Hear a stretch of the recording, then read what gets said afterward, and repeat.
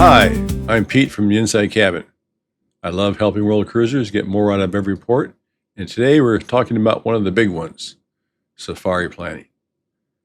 Pete's Port Guides is my video series where I share honest, practical advice on what to do, what to book, and what to skip at ports that matter most on a long voyage. In this video, I'll walk you through the main safari options for the 2027 and 2028 Holland America Grand Voyages. By the end, you'll have a better sense of which safari areas are worth considering, how do ships tours compare with independent options, what to expect at different price points, and a few things people don't always tell you before you go. And after the presentation, we'll open it up for live discussion with fellow world cruisers on Zoom, sharing questions, ideas, and real-world experience from people planning these voyages. Let's get into it. Before we dive in, let's talk about why people spend so much time and money going on safaris. This is to see the animals, of course, and everyone wants to see the big five: lion, elephant, Cape buffalo, rhino, and leopard. These are the five iconic African animals that every safari goer hopes to encounter. The term originally referred to the five most dangerous animals to hunt on foot, but today it simply means the five most sought-after wild sightings on any African safari. The area you choose to safari in will largely determine your odds of seeing all five, and we'll get into that shortly.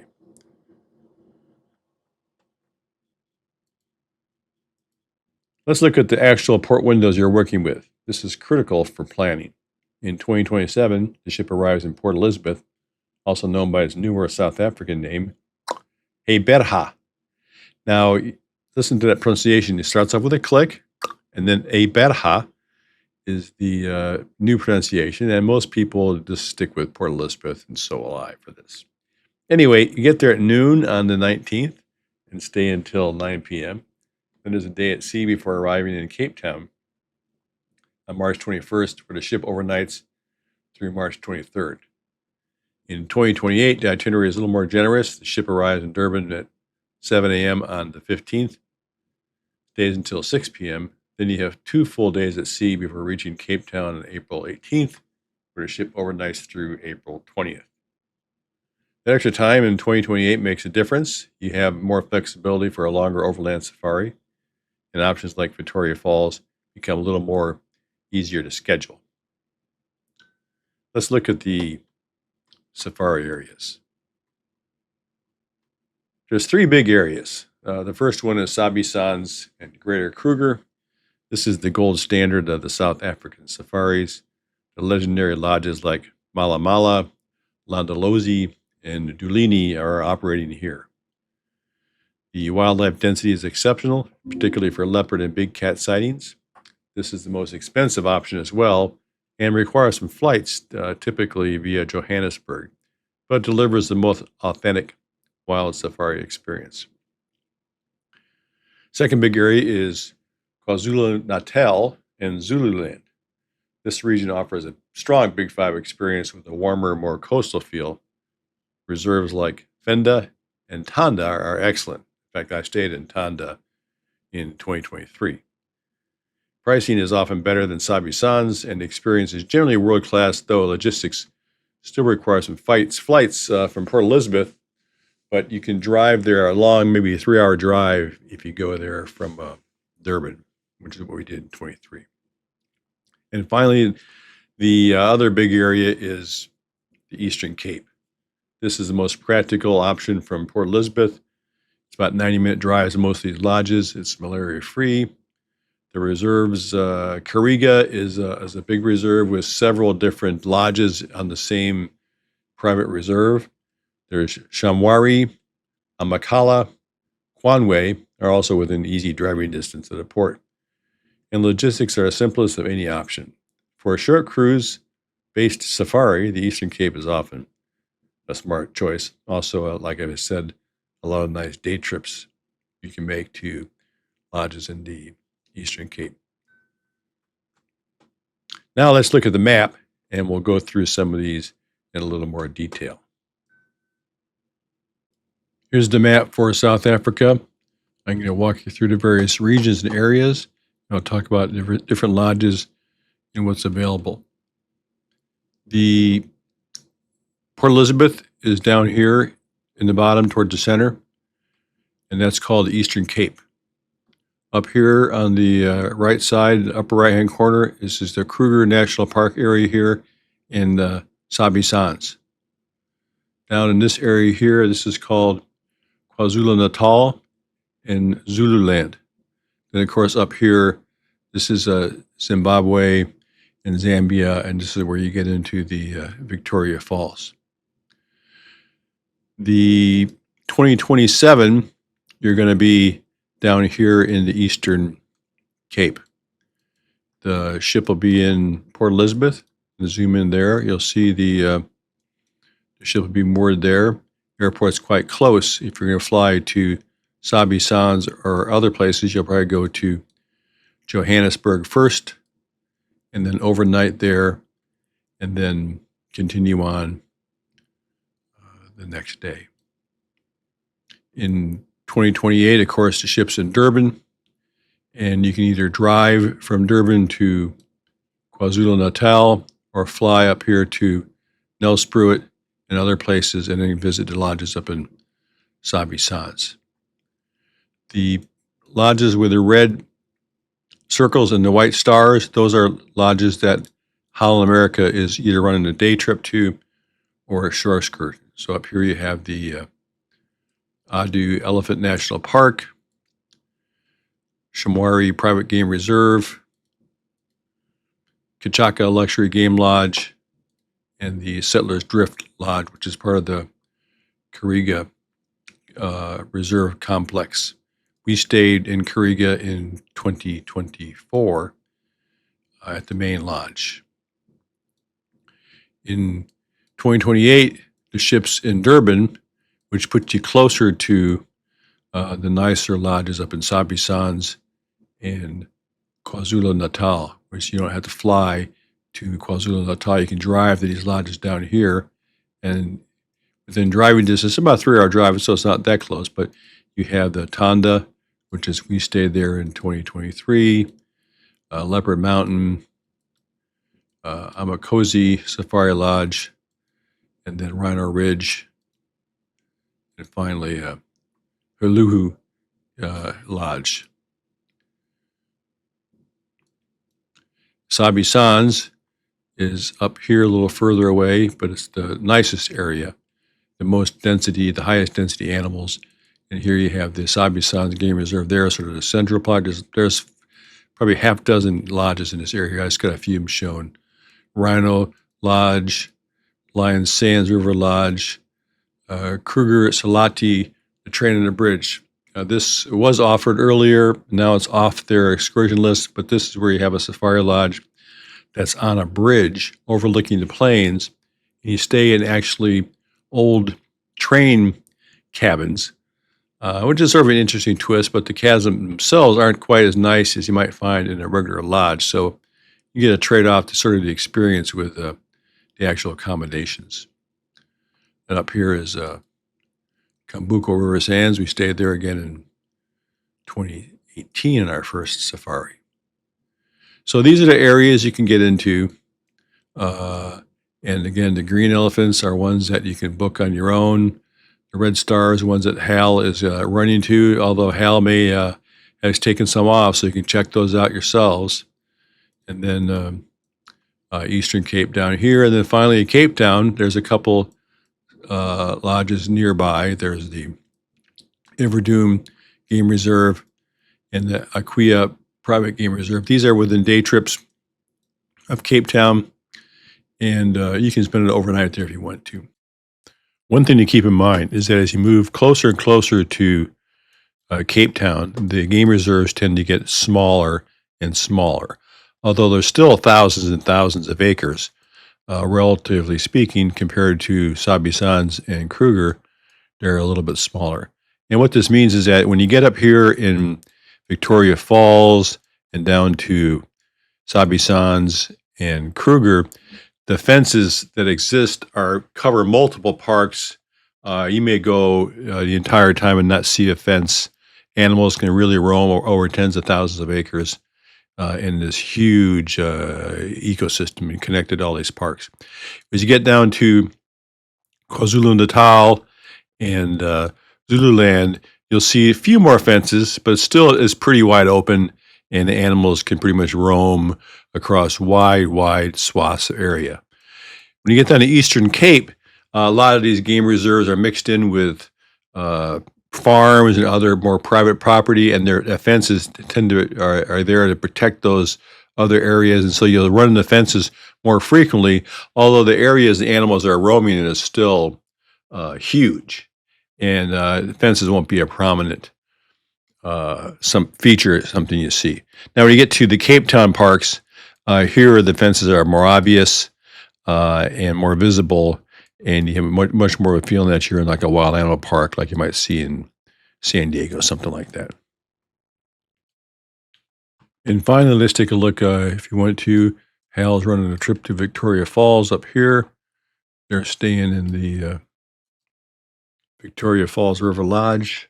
There's a lot of other places you can spend time up here if you want to go up there on your own. There's also, you can do a trip where you just see the falls, or you can combine it with a safari. There's several safari parks in reserve areas around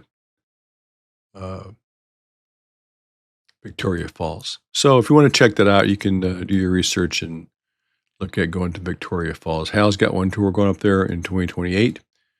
You can go there in 2027, but you have a little less time, so you probably have to go to a little bit of abbreviated tour.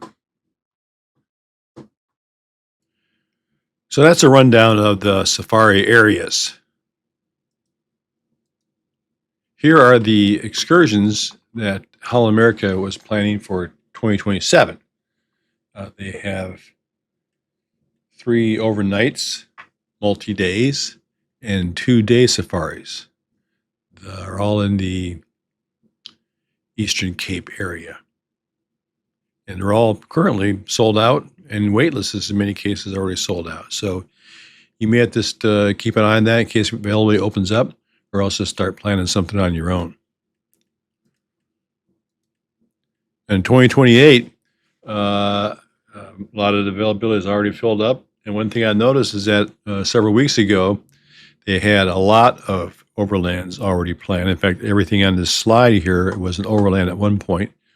And then you see my annotation there where it says missing on June 21st. That's when I noticed that those particular overlands are no longer listed. In fact, they only have 2 now for 2028. One to Victoria Falls and one to Settlers Drift on the Eastern Cape. Nothing going to Kruger or Sabi Sans. So again, you may have to start planning something on your own or find a company to help you out with that at this point for 2028. Malaria. Kruger and Sabi Sans are not malaria-free areas, but the risk, I'd say, is fairly low, but nevertheless, talk to your doctor about that and make your own determination. The rest of South Africa is listed as a malaria-free area. Most lodges will take credit cards. A few don't. Tips are expected, and they give you the expected amounts as part of your introduction package when you book these trips, and they'll take dollars, euros, or rand. But you want to get rand before you show up in South Africa, because if this is your first stop at a safari lodge, there's not going to be any ATMs or any place else to change money when you're at the lodge. Typical day at the safari lodge, you'll get up at 5 o'clock, wake up call, have time for a continental breakfast, and then leave on your 6 o'clock game drive.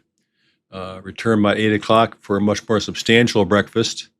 You'll have a few hours of free time there for a lunch, and then you'll start your afternoon game drive at 4 p.m., return around 6. And then one feature of the evening game drives is around sunset, whenever that is,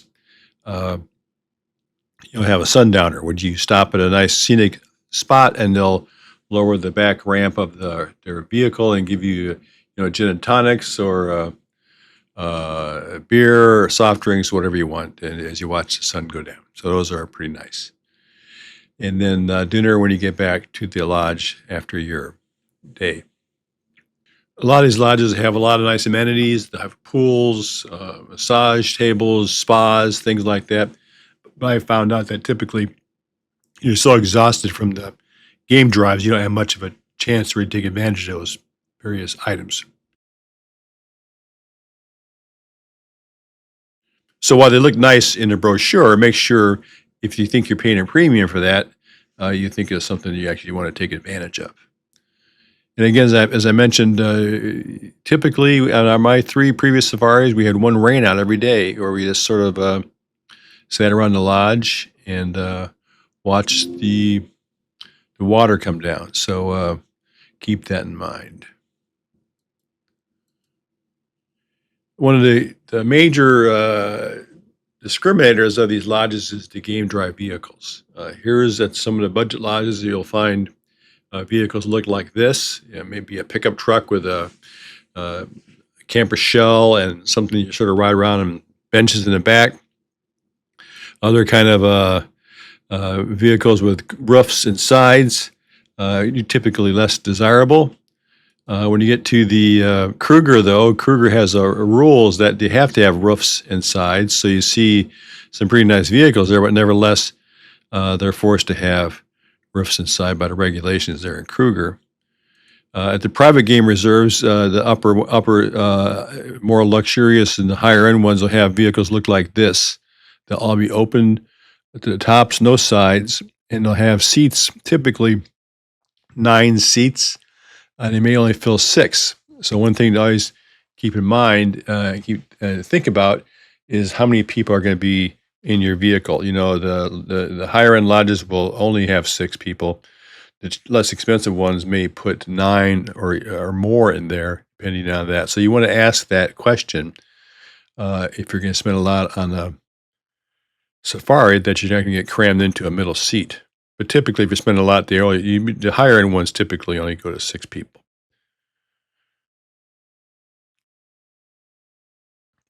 They also, at the private lodges, they'll have a tracker. You see the guy sitting in the front there. He's keeping his eye out for animals and things like that, so the driver can focus on driving. And one thing you'll notice is that when you're on a safari, that the tracker, whenever you get near elephants or lions, the tracker will get inside the vehicle, because if those are the 2 animals, the elephants and lions, that have the most likelihood of turning aggressive with little notice. And so if that's the case, the vehicle will have to go fast, quick. And if the tracker is out there in front, he may get thrown off. So that's why when you see him get close to elephants or lions, the tracker will get inside. And Kruger Shalati, I mentioned this. This is a train and a bridge, a very nice luxury safari camp that's on an old bridge, railroad trestles, and these old train cars that have been converted into sort of luxury lounges. So you can see in the photograph there, they're relatively narrow, a lot of good windows with views, but they're not quite the same size you might find when you get down to a bigger lodge elsewhere. So keep that in mind. It's a trade-off between the size of your room and sort of the view. You get a unique experience of being on a train.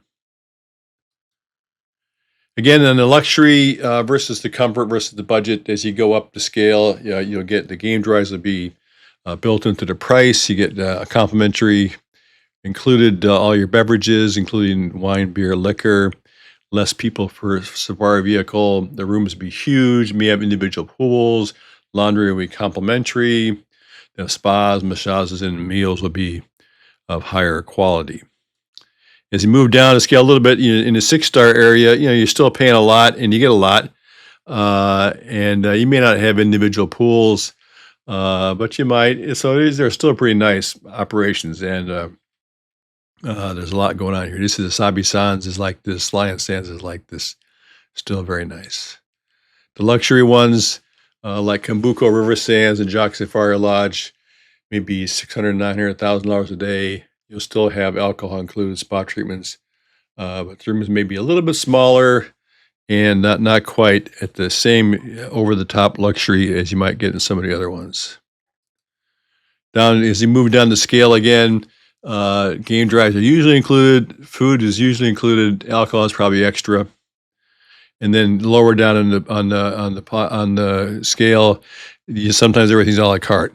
Game drives are all charged extra. Food's always extra. Alcohol is always extra. But then you can, if you want to, you can get a much more budget-friendly experience. Now,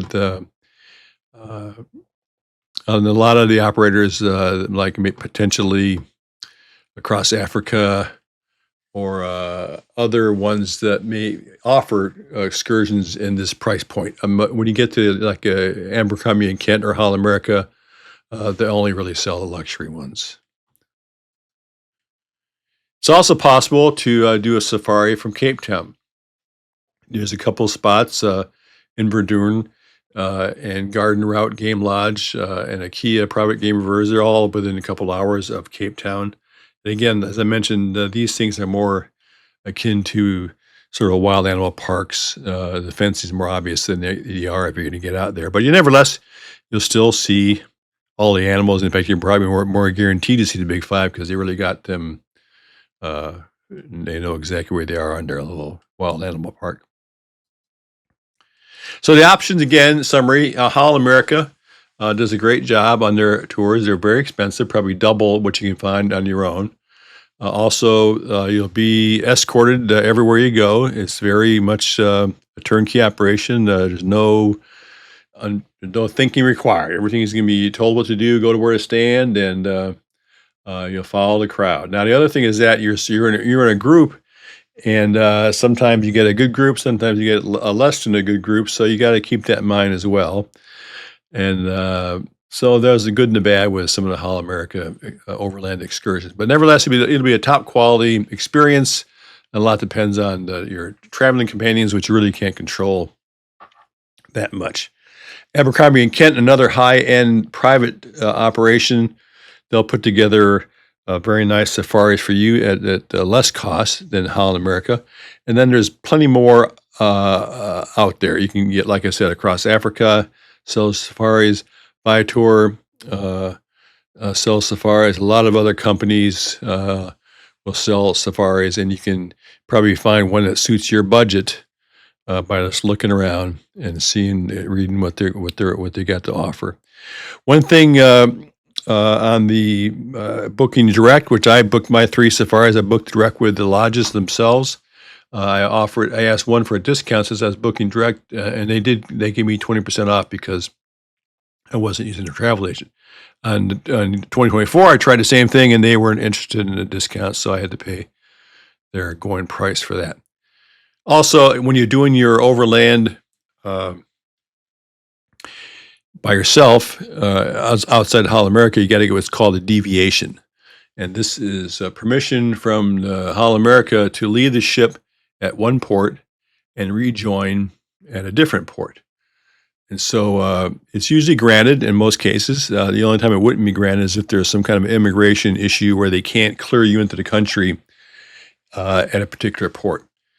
And if you do this deviation, then you don't get reimbursed for your days you're missing, of course. And you may have to do your own visas depending on where you're going to go. So in South Africa, though, you're typically leave in South Africa and rejoin in South Africa. It's not an issue. Back earlier when you went to Mozambique, you'd leave in Maputo and go to South Africa. You had to deal with potentially entering South Africa on your own. So that's something to bear in mind. Another thing on your own overlands is you want to look at your plan Bs in case the ship doesn't show up at the port you think it's going to show up to. Can you get to the next port without a lot of hassle? In this case here, Cape Town is a 3-day port. It's a huge segment change, so the chance of the ship missing Cape Town is virtually 0. And now I'll pause, and I'd like to hear people's experiences with your safaris and any recommendations or questions you guys might have. Okay, Patrice, how many safaris have you done so far? Well, in Africa, we've never done a regular overnight multi-day safari. We've only done it in India, actually. But in Africa, in South Africa, we did do the day trip to Aquila Game Reserve, and we did see a lot of animals. I think we saw, every animal that you're supposed to see, but we didn't realize until after we booked it that it really was, as you said, kind of a glorified zoo. Because as we were coming toward the end of the experience, we did see a truck with bananas, and we saw workers distributing the bananas to some of the animals. So, oh, and then also when they said, "Oh, you'll be guaranteed to see elephants," or whatever, then later I didn't read the brochure until after, and it said, let's just say they'll say, "We have 3 elephants here." And so we saw 3 elephants. So we didn't realize it was, and we did. Oh yeah, that's right. Leah just reminded me, we saw them actually feeding the elephant. So it is, it's a very nice rustic setting, but it is like kind of going to Disney, or yeah, an outdoor zoo. But when we went, a friend of ours had just been there on another cruise, and her thing was, if you've never been to the other kind of safari, it's very, very nice. If you've been to the real multi-day experience, it could be a little bit of a letdown. Yeah, thank you, Patrice. Yeah, you're guaranteed to see the animals when you go through those parks close in, but you're going to have a different feel than you will if you go out to one of the parks that's further away. Went several years back on a tour around Africa and left from Durban and went to a Sabi Sands reserve called Kirkman's Camp, and it was excellent. And we reserved it not from the ship, but off the ship. And what year was that? It was 2014. So that was before a world cruise, but it was the old Rotterdam went all around Africa. Who already has a Hal safari booked? Who's planning on taking a safari? Go ahead and raise your hands. In 2027, I'm going to take a trip up to Victoria Falls for a couple days.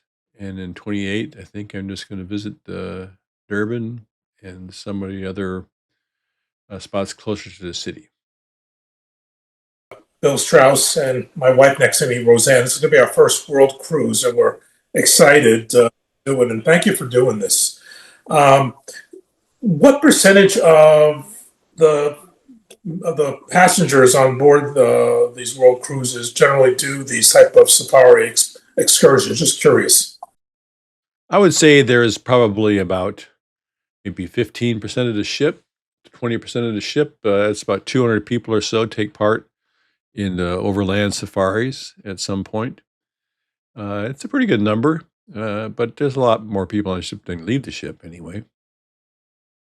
I think it's a little higher, Pete, if they're just doing the day trips. I think some of those places like Durban and that, there were a lot of people doing the day trip. If you count the day trips, then yeah. But the multi-day ones, you're probably right. I think it's more than that. We've done 2 tours, one through HAL, one safari through HAL, and one through our travel agent that has a large group on board. And the first one was a HAL tour, and we probably had 60 on ours. We had the whole lodge, and we had 5 or 6, at least, safari vehicles. Okay. With 6 to 8 people on them. And the second one, through our travel agent, they had us on 2 different lodges on the same property.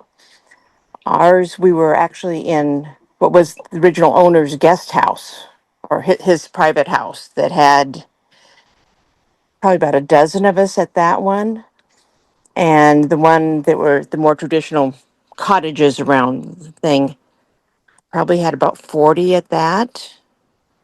So I would say probably 25% at least of people on this ship seeing people there are at the airports and so forth and getting on the shuttles.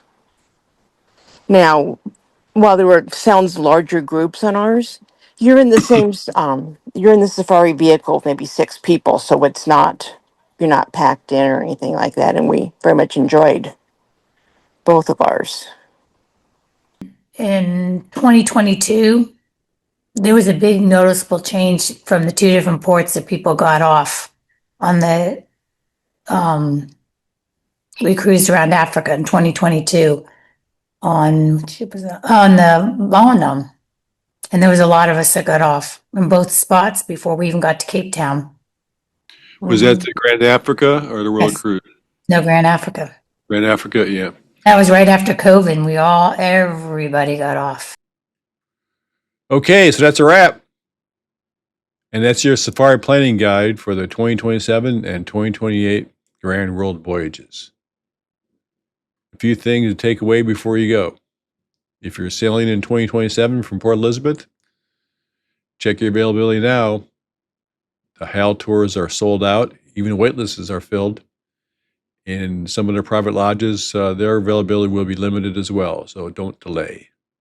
If you're on 2028 out of Durban, you'll have more time for private lodges, but even some of the HAL tours are already selling out pretty quickly, so do not delay.